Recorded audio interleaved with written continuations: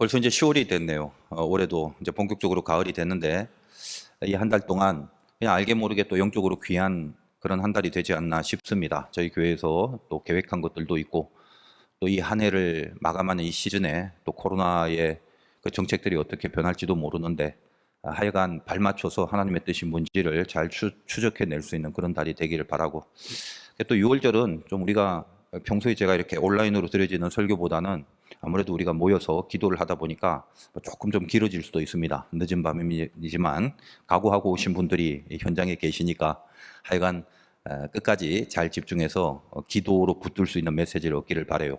오늘 이제 시드기야에 대한 얘기인데, 시드기야 왕을 끝으로 해서 남유다가 이제 완전히 멸망을 하고 역사에 있어서 이제 우리나라 고종 황제처럼 어떻게 보면 유다의 마지막 왕이라는 비운을 갖습니다. 남유다 마지막 왕 시드기야입니다. 여러분 이제 늘 이렇게 열왕기 하면서 왕 얘기하면 이제 골치 아프죠. 역사라는 게 연결이 이렇게 되면 흐름을 잡고 갈 수 있는데, 그 들을 때는 이제 뭔가 어이고 이해가 돼도 이미 이제 다 잊어버린 채로 다시 또 금요일 날 말씀을 듣다 보니까, 그리고 이제 또 왕 얘기를 하니까 역시 생소하고 또 별로 이렇게 마음에서 관심이 없을 수도 있고 그럴 수 있습니다. 이해합니다. 제가 이제 예전에 그 목사가 되기 전에 학원에서 강사를 한 적이 있습니다. 학생들 가르쳐 보다 보니까 1대1 과외가 제일 효과적이더라고요. 1대1을 하면 거의 100% 성공합니다. 그리고 이제 저는 대입 특별반 같은 거를 맡아서 수업을 했는데, 특별반은 이제 스카이를 향한 학생들, 선별한 반이죠. 참 오래전 얘기는 한 25년 전의 이야기인데 세월 참 빠르네요. 그냥 재미삼아 들어주세요. 이제 조금 처음에 몰입을 해야지 잠도 깨고 설교 길게 해도 괜찮을 거니까. 당시 아무튼 저한테 이 수업을 배우려면 6개월 전에 예약을 해야 됐습니다. 당시 20대인데 그 20대 그 무명의 어린 강사가 그 강남 8학군 한가운데서 그 정도 타이틀 가지기까지 그냥 된 건 아니겠죠. 그러니까 첫째는 예외가 없는 성공 사례가 반드시 있어야 되고, 그리고 이제 그것이 돼지 엄마들에 의해서 회자가 돼야 됩니다. 돼지 엄마는 뭐지? 뭐 살이 많이 찐 엄마를 말하나, 이제 그러시면 이야기 진행이 안 되는데, 그 강남의 아주 교육열 높은 엄마들 돼지 엄마라고 그래요. 그래서 1대1이나 특별반 같은 게 성공할 수 있는 핵심적 이유는 눈높이 수업이 가능하다는 거예요. 딱 그들 수준에 적합한, 가장 적절한 강의를 통해서 실력을 올릴 수밖에 없는 거죠. 그래서 제가 이제 소문이 좀 돌다 보니까 다른 학원에 이제 강사들이 이제 위장학생으로 등록을 해서 저 사람 어떻게 수업하나 하고 수업 듣다가 여러 명 쫓겨난 적이 있어요. 목사님 오밤중에 쓸데없는 잘난 척 한다고 생각하지 마시고, 이제 우리 교회가 제가 얼마나 오랫동안 목회했습니까? 다 가족 같아 갖고 편하게 하는 말이에요. 왜 지금 제가 이야기를 하냐면, 제가 이제 목사가 돼서 설교를 할 때마다 늘 의구심이 드는 게 그겁니다. 설교라는 것도 성경을 강의하는 것이라면 눈높이라는 게 있지 않을까? 어떻게 해야 되나? 그런 고민을 많이 하면서 목회를 했습니다. 저는 처음에 이제 군목으로 시작을 하다 보니까, 처음에 이제 군대 군인들이라는 게 거의 다 이제 젊은 사람들이잖아요. 그 지성인들 중심으로 설교를 해왔다가 민간에 이제 처음에 나오니까 처음으로 교인들의 계층이 다양하다라는 것이 이렇게 체감이 되더라고요. 그때부터 이제 고민을 좀 하게 됐습니다. 얼마나 계층이 다양합니까? 교회라는 곳이. 그래서 민간교회에서 이제 설교를 하다 보니까 어떤 분이 권사님이 와서 저에게 하는 말이, 목사님 설교를 들으려면 자기 뇌에, 이 머리에 메모리 용량이 엄청나게 커야 한다, 이런 얘기를 하는 거예요. 이게 좋단 말인지 나쁘다는 말인지 그때부터 좀 진지하게 생각을 했어요. 어느 정도 수준에서의 말씀을 전해야 되나 고민을 하던 차에 저는 또 이제 시골에 내려가서 목회를 하게 됐습니다. 거의 다 연로하신 분들이죠.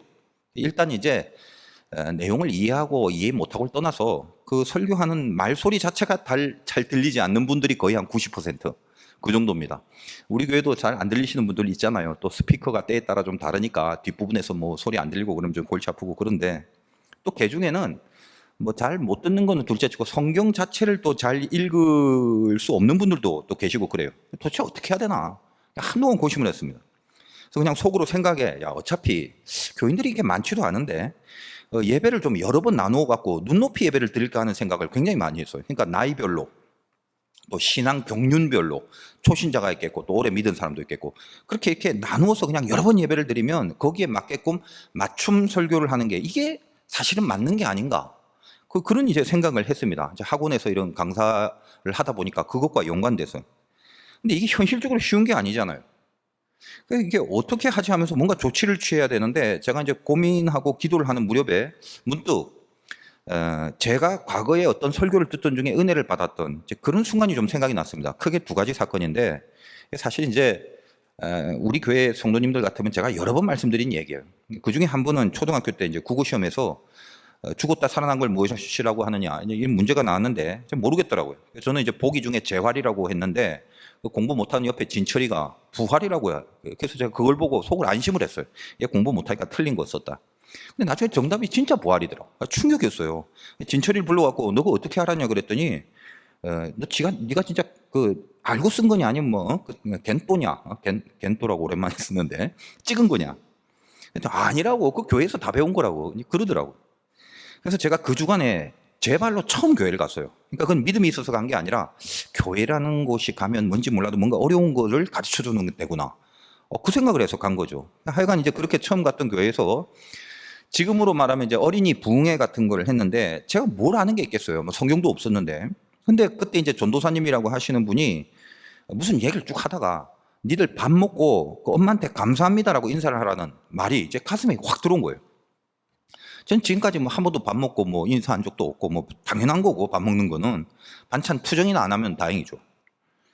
근데 사실 이제 제가 어디 가서 이런 이야기를 하려면은 좀 이렇게 재미있게 상세하게 전하겠는데 여러분들은 이제 이미 사실 여러 번 들었던 내용이라서 물론 이제 기억 못 하시는 분들이 태반인 거 알지만 그냥 저 스스로 이제 했던 이야기 자꾸 반복하기가 싫어서 다 생략하고요. 중요한 건 제가 그때 아무것도 몰라도 뭔가 이렇게 간절한 마음으로 집회에 딱 앉아있다 보니까 그 많은 내용은 제가 아는 게 하나도 없어요. 근데 그저 밥 먹고 엄마한테 감사하라고 전하는 그 말씀, 제 수준에서 그거거든. 그 말씀에 순종을 해야 되겠다고 가슴이 뛰더라는 거예요. 그때 난생 처음. 저는 물론 믿음 갖고 그 집회에 참석한 게 아니에요. 근데 간절함이 있긴 했죠. 그 간절함 때문에 집중을 했습니다. 왜? 저분은 뭔가 시험에 나올 만한 어려운 공부의 내용을 가르쳐 줄 수도 있는 분이다. 그 생각이 있어서 집중을 한 거거든요. 저 같은 아이들이 그렇게 흔치 않아요. 근데 하여간 다 빼고 그 아무것도 모르는 제가 그때 가슴이 뛴 거죠. 그걸 은혜라고 한단 말이에요. 그 다음에 이후에 이제 제가 본격적으로 이제 믿음을 갖고 교회를 나갔던 게 고등학교 3학년 때인데, 그러니까 어릴 때부터 제가 여름만 되면 열이 한 40조 정도 오르는 열병을 앓았다고 그랬지 않습니까? 그날 주일에 열이 나기 시작했는데 정말 죽을 각오로 이제 교회에 갔다가 그 목사님 설교를 듣는 중에 믿음이 없이는 기쁘시게 못한대 하나님을. 하나님께 나아가는 자는 반드시 그가 계신 것과 그 다음에 그가 자기를 찾는 이에게 상 주시는 이심을 믿어야 할지냐. 그냥 그 말씀을 하는데 다른 건 생각 안 나요. 그냥 그 말씀이 가슴에 박혀갖고 속에서 막 가슴이 뛰고 있다가 예배 후에 열이 다 내려가고 그 이후에는 그런 열병이 하나도 안 걸렸던, 치유가 되었던 경험을 했습니다. 이것도 사실 여러 번 말씀드렸던 내용이에요. 바로 그때도 저는 아무것도 모르는 초신자였지만 간절한 집중력이 있었죠. 이제 그때는 믿음이었어요. 근데 그 집중력으로 말씀을 들었거든요. 그러니까 그 목사님의 설교 내용은 하나도 기억이 안 나요. 또 몰랐겠죠. 뭔지도. 무슨 말인지. 그러니까 제가 이제 목사가 돼서 눈높이 설교에 대한 고민을 하던 중에 그렇게 제가 경험한 두 가지 사건이 생각이 나면서 나름대로 어떤 큰 깨달음을 얻었습니다. 말씀은 일단 강의가 아니다. 절대로 강의가 아니다. 그러니까 성령이 역사하는 통로다. 이제 그걸 알았다는 거예요. 말씀은 뭐다? 성령이 역사하는 통로다. 그러니까 지금 여러분 말씀을 들을 때 성령이 여러분 안에 역사하는 통로가 되는 거예요. 그러니까 내용도 중요해요. 분명히 중요하지만 이 성경의 말씀을 진심으로 전하면 그 어떤 사람이 여기 있는 사람이든 인터넷으로 듣고 있는 사람이든 또 그 어떤 내용에서 또 그 어떤 시점에 성령이 따라 들어간다는 이걸 깨달은 거죠. 그래서 저는 시골에서도 한 번도 제 설교의 수준을 낮추려고 하지 않았고 사실 오늘날까지 잠깐 드리는 짧은 예배의 짧은 설교조차도 그냥 대강한 적이 없습니다. 요즘 젊은이 예배 출애굽기를 설교하는데 제목을 4글자로 정해서 진행해 나가고 있습니다. 그리고 젊은이 밴드에 자기가 느낀 은혜를 4글자로 적어서 고백하는 그런 작업을 하고 있습니다. 동일한 말씀이고 젊은이들은 그래도 젊다는 공통점이 있어갖고 비슷비슷하려니 하지만 이 4글자로 고백된 글들을 가만히 보면 성령이 그들 각자에게 그 영혼 각자에게 주시는 은혜들이 다 다르구나 하는 것을 알게 됩니다. 어떤 사람에게는 잘 안 들리고 이해가 안 되는 것들도 또 어떤 사람에게는 깊은 울림이 되어주기도 하고 또 어떤 사람에게는 큰 은혜가 되는 내용도 또 다른 사람에게는 그냥 스쳐 지나가는 소리가 될 수도 있다는 겁니다. 학원의 강의하고는 다르죠. 강의라는 건 공의 모든 학생이 반드시 알아야 할 그 내용을 그 듣는 이들 전부가 공통적으로 분명히 숙지하게 하는 거, 그게 강의란 말이죠. 근데 설교는 다릅니다. 성령의 통로가 되는 길, 이제 이게 말씀인데 그래서 늘 준비하는 제 자신이 제일 먼저 은혜가 안 되면 그게 의미가 없게 되는 겁니다. 그리고 은혜 가운데 받은 말씀은 분명히 살아있는 말씀이 돼서 어떻게든 뭐 다 알든 거의 모르든 조금만 알든 지금이든 나중이든 전체를 다 이해하든 부분만 이해하든 반드시 어떤 모종의 열매를 맺게 된다는 걸 그걸 믿는 겁니다. 집중력이라는 건 간절함이죠. 간절함은 믿음이 없이는 생기지 않습니다. 돋보기를 태양빛에 비추이면 집중이 되면서 불이 나죠. 그 예전에 앞에 앉은 친구들 그 검은색 교복 많이 태워보지 않으셨나요? 저만 그랬는지 모르겠지만 마찬가지로 여러분들이 전체를 다 집중하고 들으시면서 전부를 다 이해하면 그건 제일 좋은 거죠. 그러나 혹시 잘 모르거나 집중이 안 되거나 좀 재미가 없고 그렇다 할지라도 믿음의 마음으로 받으시는 그 긴장, 그게 중요하다는 것입니다. 그 내용도 중요하지만 내용보다 중요한 건 성령이 따라 들어가서 여러분들 만져주셔야 돼요. 여러분을 움직이게 어떤 그 역사함이 있게 만들어야 되는 거거든요. 성경을 정확하게 전해야지 성령이 따라 들어가는데 여러분이 아무리 집중을 해도 예배 중에 설교자가 하나님의 말씀인 성경이 말하는 것을 전하려고 하지 않고 다른 것들을 전하면 여러분이 집중이 될 수는 있어도 이상한 게 들어갈 수 있습니다. 그 마치 성령이 임한 것 같이 착각할 수가 있다고요. 여러분 눈물이 난다고 은혜가 아니고요. 웃음이 난다고 은혜가 아닙니다. 감동이 되고 뭔가 도전이 된다고 그게 다 은혜가 아니죠. 뭘로 결정합니까? 나중에 여러분의 그 마음속에 성경이 그게 남아있냐? 그것으로 판단하셔야 되는 겁니다. 어떤 내용을 말하든지 그것이 결국은 그날의 성경을 잘 전달하기 위한 도구로 사용되는 게 중요한 거죠. 아무리 아름다운 이야기를 하더라도 그것이 성경의 본문에 전혀 상관이 없는 그런 외딴 소리라면 거기에 참 무서운 마귀의 개입이 늘 도사릴 위험이 있다는 것을 명심하시기 바랍니다. 세상에는 아름다운 이야기가 얼마나 많습니까? 성경을 배제한 아름다운 이야기는 성령과 관계가 없는 거죠. 자, 오늘 시드기야 왕인데 만만치가 않습니다. 자, 오늘 본문 7절 먼저 한번 보겠습니다. 마지막이죠. 거기에 보니까 뭐라고 되어 있죠? 그냥 죽는 게 아니라 시드기야의 눈이 뽑히고 노사슬에 묶여서 끌려가고 아들들이 다 죽습니다. 참 그 생각만 해도 얼마나 끔찍한 것입니까? 이 시드기야의 메시지를 깊이 있게 받으려면 예레미야 선지자를 같이 묵상해야 됩니다. 그래서 제대로 하려면 예레미야서를 대강 한 5장 정도는 세밀하게 봐야 되는데 그러다가는 거의 다 이제 주무실 수 있습니다. 그래서 제가 무지하게 양보해서 그 예레미야 38장 14절에서 16절 그 부분만 일단 한번 찾아보도록 하겠습니다. 예레미야 38장 14에서 16절입니다. 1114페이지 정도에 있습니다.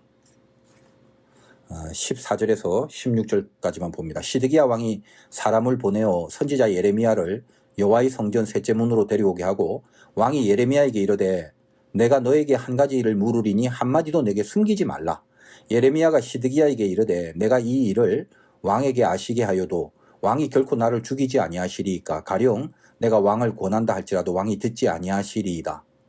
시드기야 왕이 비밀히 예레미야에게 맹세하여 이르되 우리에게 이 영혼을 지으신 여호와께서 살아계심을 두고 맹세하노니 내가 너를 죽이지도 아니하겠으며 네 생명을 찾는 그 사람들의 손에 넘기지도 아니하리라 하는지라. 자, 그러니까 지금 여기에 보면 그 시드기야 시대의 선지자가 예레미야라는 걸 일단 아셔야 되고요. 시드기야가 특명을 내려갖고 예레미야를 어디서 꺼내옵니다. 그리고 뭐 숨기지 말라고 정직하게 말하라고 하고요. 뭐 그러면 살려주겠다라고 말하고 그럽니다. 예레미야의 말이 뭐냐 하면 왕은 바벨론에게 항복하라고 그게 하나님의 뜻이고 하나님의 말씀인데 근데 내가 아무리 그 얘기를 해도 왕이 말을 안 들을 거라고 그렇게 얘기를 합니다. 그랬더니 시드기야가 아니다. 나 맹세코 듣겠다. 뭐 그렇게 얘기를 하죠. 그리고 예레미야 너도 내가 죽지 않도록 그렇게 할게. 죽도록 내버려 두지 않겠다. 이런 말을 합니다. 자, 뜬금없이 지금 여러분들이 이 부분만 보니까 이게 뭔 소리인지 이해가 잘 안 될 것 같습니다. 그래서 실은 이제 앞뒤로 한 3장씩은 읽어봐야 전체 흐름을 알 수 있는데 이제 제가 이 예레미야 성경에 있는 내용을 오늘 본문과 접목해서 대강을 파악하게 그렇게 해드리겠습니다. 저 혹시 궁금하시면 따로 예레미야의 이 부분 앞뒤를 잘 읽어보시면 참고가 될 거예요. 자, 우리 요시야 왕 이후부터 생각해 봅시다. 지금까지 여러분 기억 잘 안 나시겠지만 아들들이 왕이 됐죠.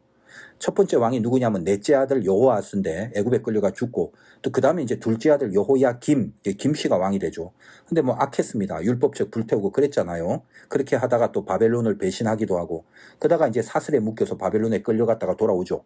그 후에 이제 김의 아들 여호야긴 이제 왕이 됩니다. 근데 그도 악해서 바벨론은 이제 포로로 끌려가죠. 바지 사장으로 왕으로 세우면서 그 마따디아라는 이름을 시드기야로 개명을 해주는 거예요.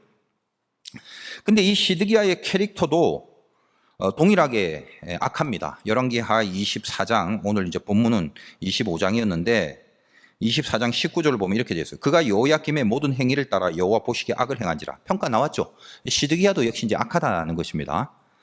하여간 이 바벨론에 의해서 꼭두각시처럼 왕이 된 시드기야니까 그 민족적 정서도 그렇고 바벨론을 좋아할 수는 없겠죠.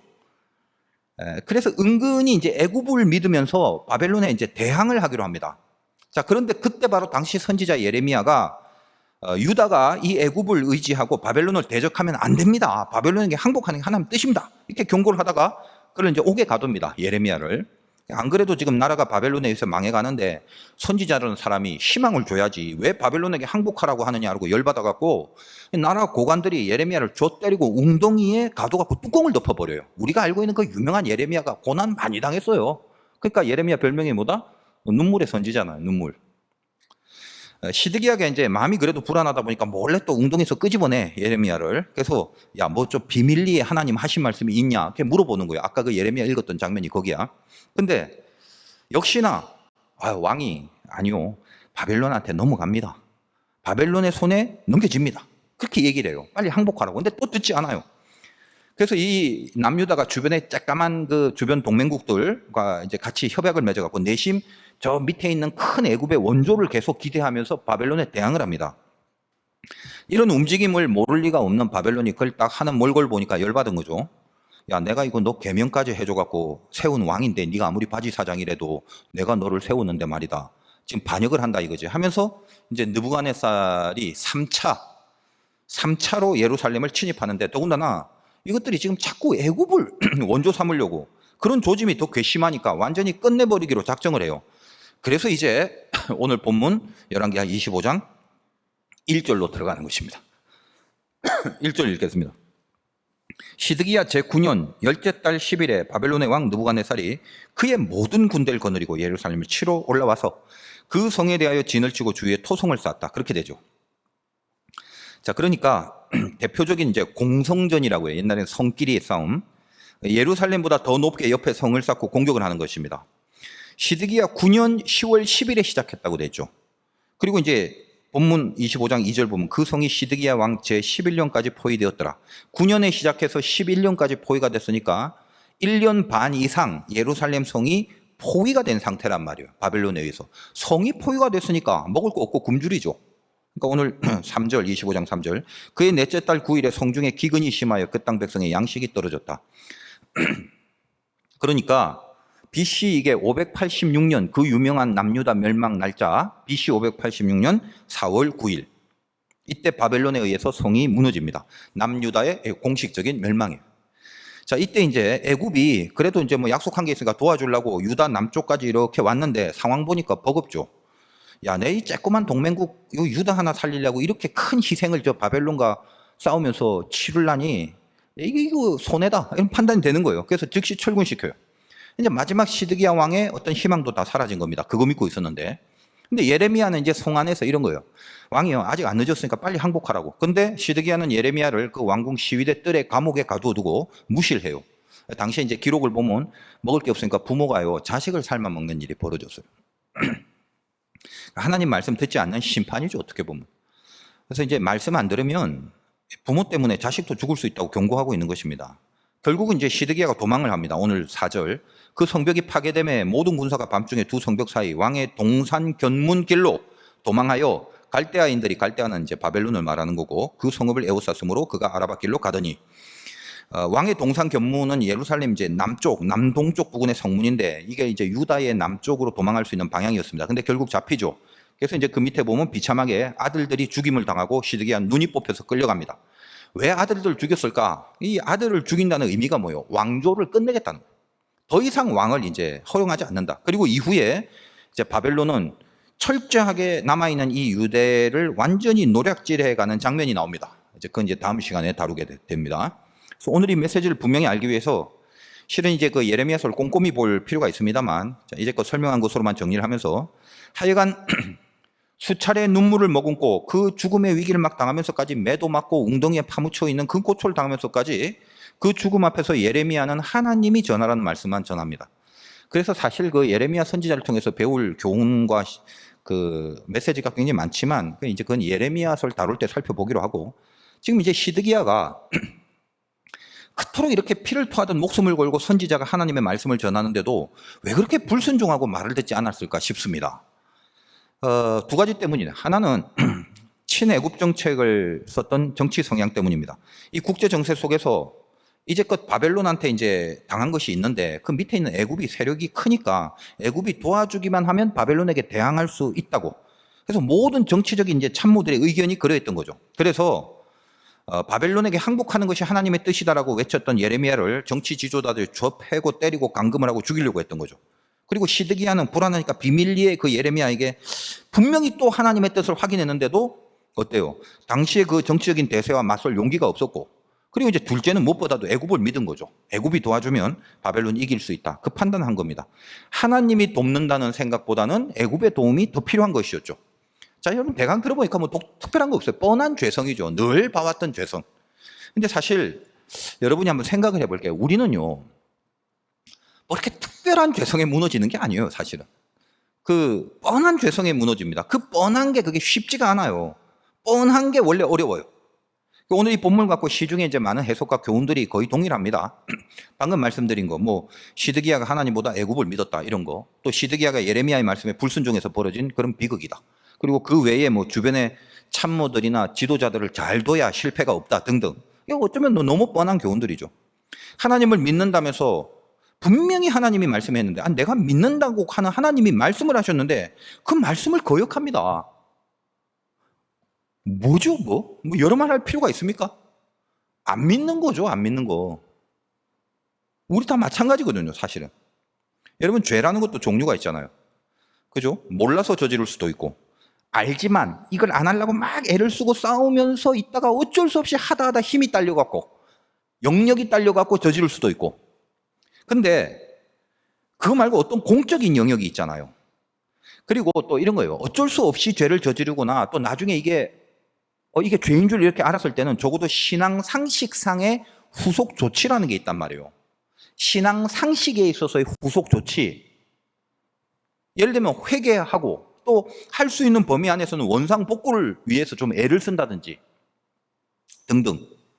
가장 기본적인 영적 상식이라는 게 있는 거 아니겠습니까? 근데 문제가 바로 그런 거예요. 영적인 상식조차 통용되지 않는 그런 죄성들이 거의 대세가 되어버리면 그 끝난 거예요, 그러면.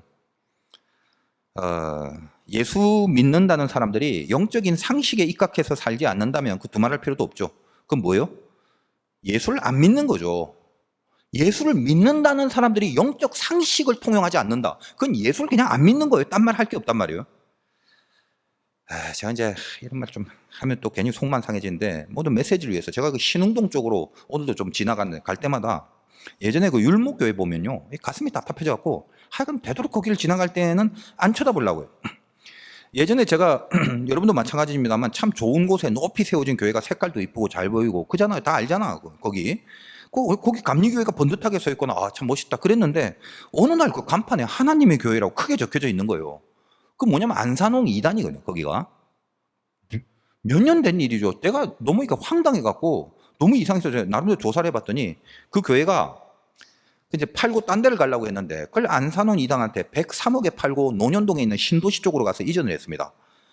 여러분, 그 감리교인데 감리교라는 게 교단이 하나라는 장점이 있잖아요. 유지재단이 있어갖고 각각 개 교회가 마음대로 못합니다. 그 왜 그러냐면 불법적인 것을 막게 하는 장치거든요. 근데 그 교회가 어떻게 이단한테 팔게 된 겁니까? 자기들끼리 못해요.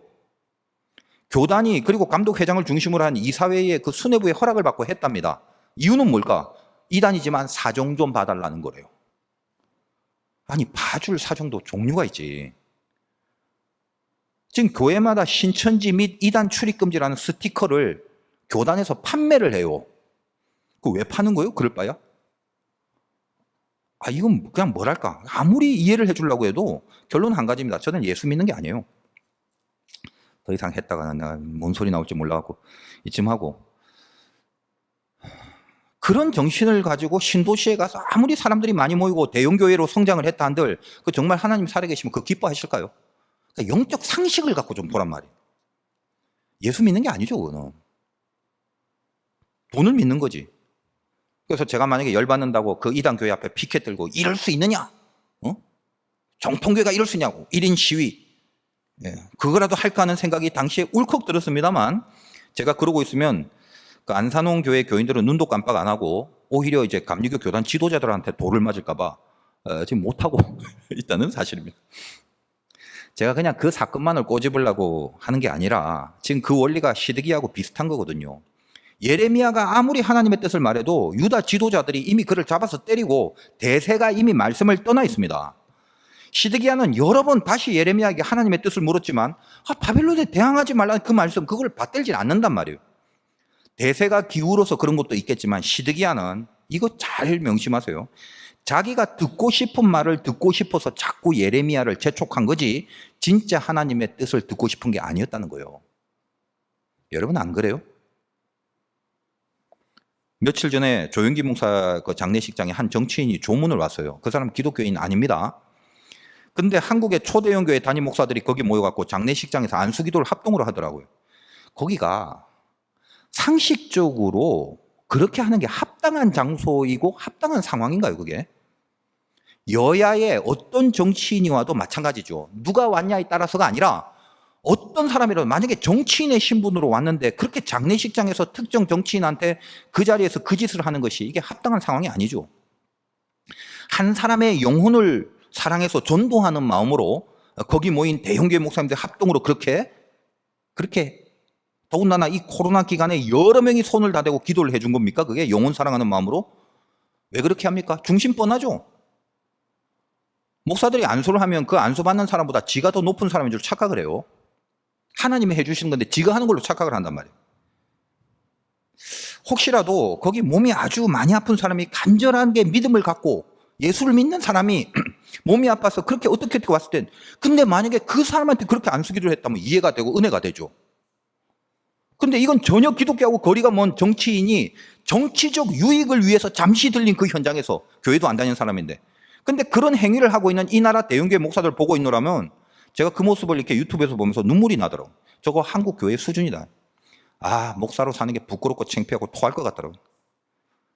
확 그냥 그 자리에 예레미야가 있었다면 웅덩이에 집어넣고 뚜껑 닫았겠지. 한 나라의 종교의 탑 지도자가 죽었을 때는요, 어떤 종교든지 간에 아무리 그 사람의 호불호가 갈린다 해도 죽고 난 후에는 거기에 대해서 그다지 나쁜 소리를 안 하는 게 우리 그 국민적인 기본적 정서예요. 근데 그래서 여러분 성철이 스님이나 김수환 추기경이 죽고 나서 국민들의 반응하고 종교가 뭐든지 간에 그 조영기 목사 사후에 그 달려진 댓글들 보면 기독교 지들끼리 만든 자체 컨텐츠 말고 사회 분야의 공적 포털, 그 컨텐츠에 달려진 거의 대부분의 댓글들 보면 100%, 거의 100% 온통 비방과 욕설로 도배를 했습니다. 저는 그걸 보면서 한 종교인, 한 개인을 향한 지탄이 아니라 이거는 지금 세상이 기독교를 향하여 갖고 있는 평가다, 이렇게 느껴진단 말이에요. 자, 오늘 그냥 이런 얘기를 하는 거는 저 자신도 아주 더러운 죄인임을 같이 고백하면서 저도 포함해서 같이 진짜 반성하는 마음입니다. 제가 그걸 기도하면서 제가 이 말씀을 전하는 거거든요. 그리고 어디 가서 제가 이런 이야기를 막 하겠습니까? 여기는 그래도 가족이잖아요. 내 가족 같은 분들한테 그냥, 가족들은 밖에서 벌어진 일들도 들어와서 가족한테는 막 마음대로 말할 수 있는 편안함이 있지 않습니까? 그래서 내친 김에 전해드리는 거예요. 우리는 크리스찬으로 살기로 한 거 아니에요? 그러니까 우리가 해야 될 게 뭐냐? 예수 믿어야 하는 거예요. 뻔하죠? 크리스찬이 뭐 하는 거예요? 예수 믿어야 되는 거죠. 예수 믿는 자들이 해야 될 가장 중요한 일은 예수를 진짜로 믿는 것 뿐입니다. 근데 예수를 안 믿는다는 건 뭐다? 나를 믿는 거예요. 내가 실력이 있어서 나를 믿는 게 아니라 나한테 최상이라고 생각되는 것을 내가 판단하고 내가 결정해서 내가 선택하겠다는 걸 말합니다. 그게 예수를 안 믿는 거예요. 고로 예수를 안 믿으면 나를 믿는 거란 말이에요. 그러니까 어차피 내가 결정할 건데 나한테 좋다고 생각되는 그것을 하나님도 좀 좋다고 해주면 금상첨화 아니겠냐 이 말이에요. 그래서 시드기야는 이미 지가 다 결정해 놓고 예레미야를 통해서 자기 마음에 합한 예언을 해달라는 취지로 예레미야를 다시 꺼내하고 또 묻고 한 겁니다. 늘 말씀드립니다만 죄는 하나님을 무시하는 겁니다. 하나님을 제끼는 거죠.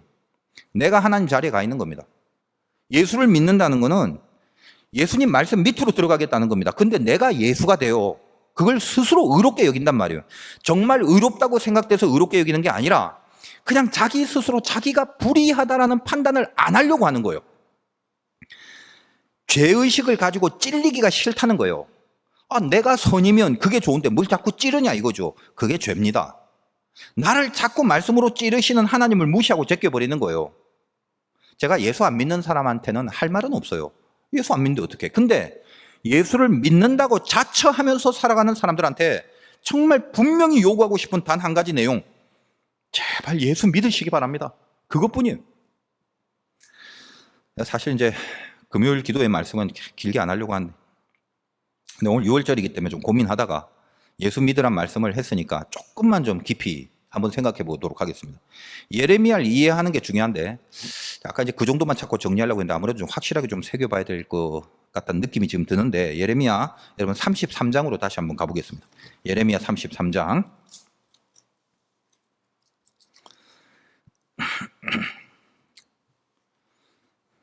예레미야 33장 1106페이지 정도. 거기 1절 봅니다. 예레미야가 아직 시위대 뜰에 갇혀 있을 때 여호와의 말씀이 그에게 두 번째로 임하니라 이르시되, 아시겠죠? 이제 그 예루살렘 성 안에 갇혀 있는 이런 상황들, 열왕기 하에 본문하고 같은 이해를 하면서 좀 가야 돼요. 자, 이때 유다가 이제 예루살렘 성이 완전히 무너지기 1년 전, 그러니까 588년쯤 됩니다. 근데 바벨론 군대가 예루살렘 성 포위하고 있대.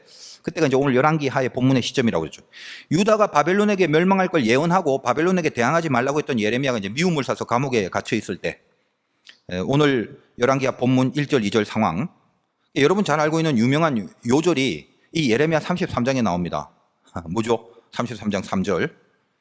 너는 내게 부르짖으라 내가 내게 응답하겠고 네가 알지 못한 크고 비밀한 일을 보이라. 이건 다 알죠. 이 유명한 말씀. 왜 알아요?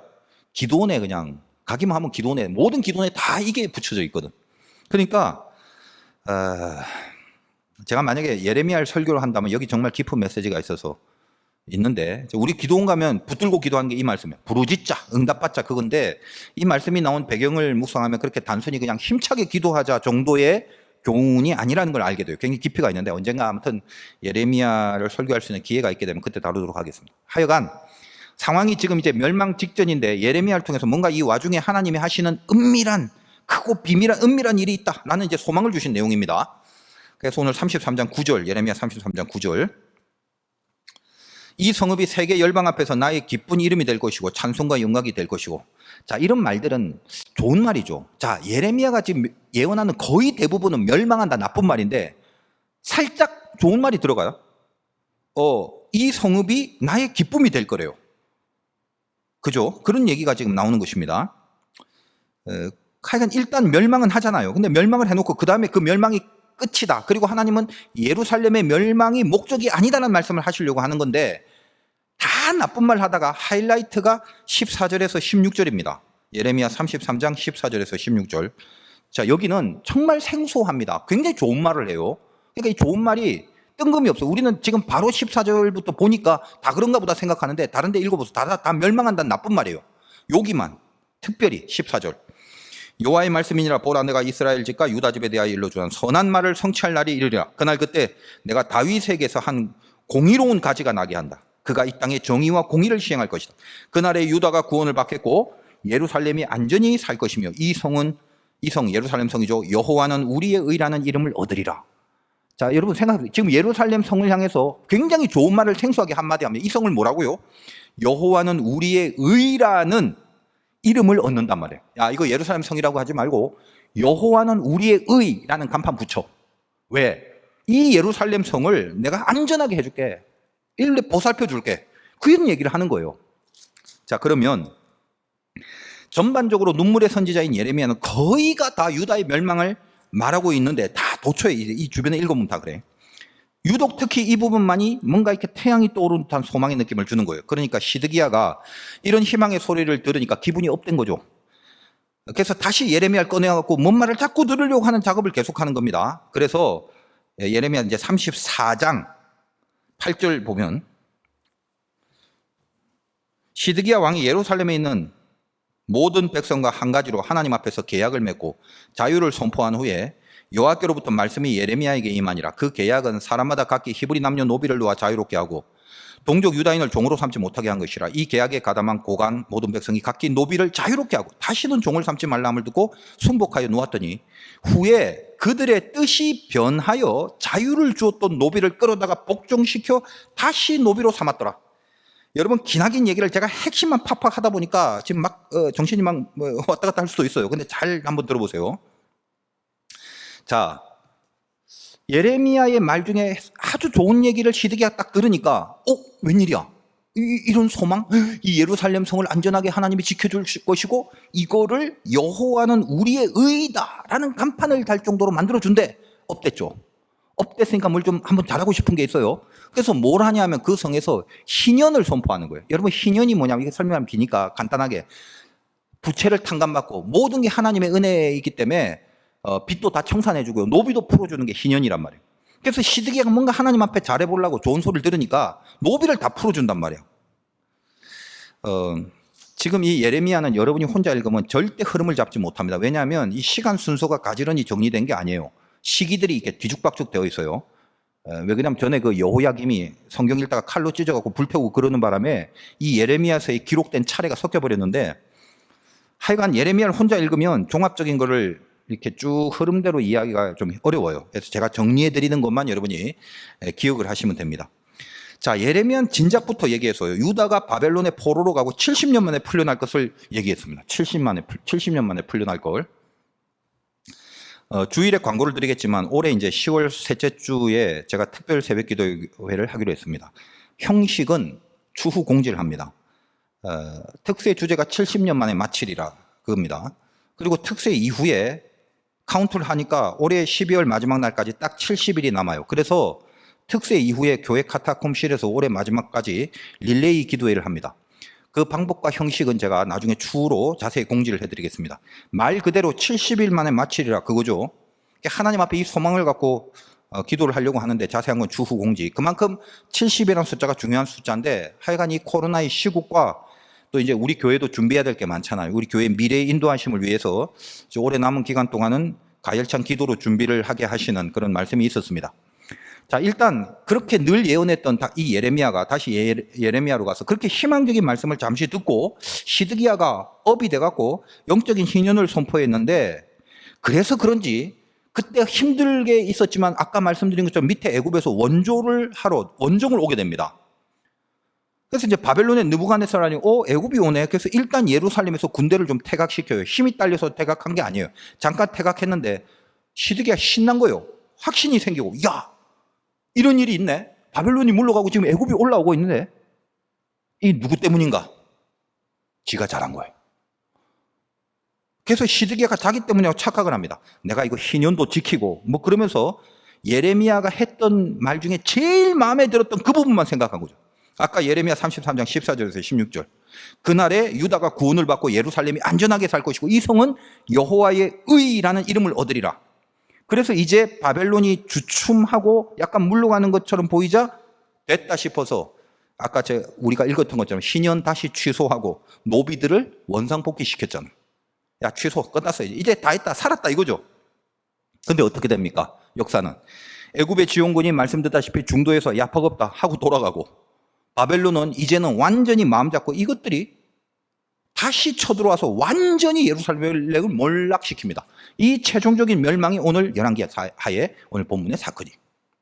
자, 그러면 예레미야가 예언한 그 따뜻한 내용, 이 땅의 정의와 공의가 실현될 그날, 그게 뭐죠? 우린 다 알아요. 다윗에게서 한 공의로운 가지가 난다. 예수 그리스도로 인한 완성된 구원의 경지를 말하는 거죠. 그 예수가 곧 우리의 의라는 말이에요. 33장 예레미야 33장 16절. 이 성은 여호와는 우리의 의다 라는 이름. 우리는 알잖아요. 시드기야가 예레미야에게 이 달콤한 소리를 들었을 때 우리의 의라는 부분을 듣고 그 의가 바로 자기라고 생각을 한 겁니다. 잘 보세요. 늘 듣고 싶은 것만 듣고 싶은 사람은 자기 마음에 드는 것만 자기 자의적으로 해석을 해서 담아두는 법이에요.